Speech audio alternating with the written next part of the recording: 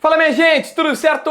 Vamos nessa então falar sobre Grêmio e nesse vídeo aqui resumir o que foi a entrevista coletiva de Antônio Brum, vice-presidente de futebol, que falou na zona mista do estádio do Morumbi. E eu já começo te contando um bastidor. Antônio Brum conversou com a imprensa quando os jogadores do Grêmio estavam no vestiário e ele chega para falar com os repórteres. A partir do momento que começa a entrevista dele, todos os jogadores começam a passar, saem do vestiário direto para o ônibus, quando toda a imprensa está conversando com os dirigentes. E ficou claro, nítido, cristalino, que foi uma bela de uma tática, né? Aproveitaram para botar o dirigente, ele fala, os jogadores saíram, blinda o grupo e tal, e é a maneira de não colocar nenhum jogador, de não expor nenhum jogador na imprensa para conversar com os repórteres. Ficou clara essa estratégia. Eu tô aqui, nem dizendo que é boa ou ruim, apenas te relatando o que ela aconteceu. Esse e todos os vídeos do canal em parceria com a galera do Aposta Ganha. Quer brincar e te divertir? Me chama aqui embaixo em qualquer rede social e diz assim, JB, eu quero bônus, que a gente vai te dar uma bonificação.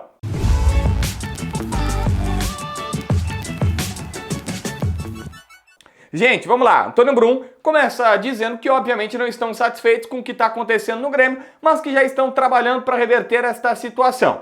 Sobre os reforços da metade do ano, que toda hora vira pauta, mas foi uma das perguntas dizendo, olha, qual é a avaliação, a qualidade dos nomes e tudo mais, ele disse, gente, primeira questão é que eu tenho confiança em todo mundo que veio, e todos os jogadores que vieram, eles estão aqui por algum motivo. Mas também é verdade que todo mundo que foi contratado veio contratado dentro de uma realidade financeira. E é a realidade do mercado e do Grêmio que foi pesada naquele momento.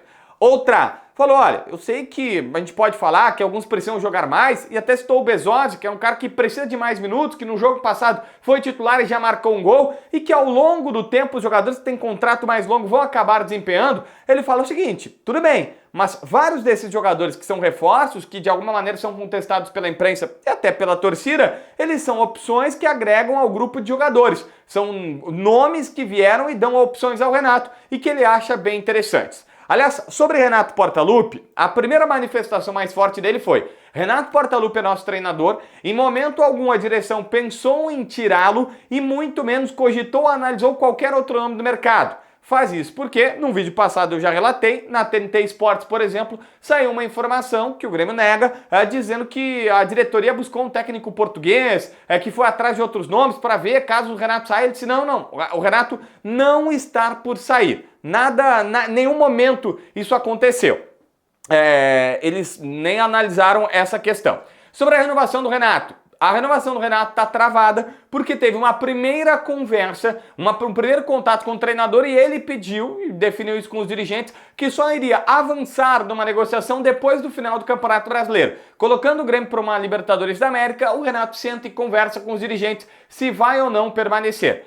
Mas já há uma situação colocada na mesa pelo dirigente dizendo, não, em momento algum, uma permanência ou não do Renato está atrelada a mais reforços, a uma melhoria do elenco para 2024. E que se o Renato fosse esse cara que só viesse se tivesse um super time, se ele tivesse condições de fazer grandes contratações, ele não teria voltado ao Grêmio no ano passado. Então esta não é uma realidade. Mas que naturalmente o Grêmio vai ter mais condições financeiras, vai ter um poder de investimento um pouco maior, justamente porque no ano que vem vai estar na Libertadores, as verbas vão estar mais cheias porque não tem antecipação de receitas como teve nesse ano, então há a tendência que o Grêmio possa manter um time um pouco mais forte, um pouco mais robusto para a próxima temporada.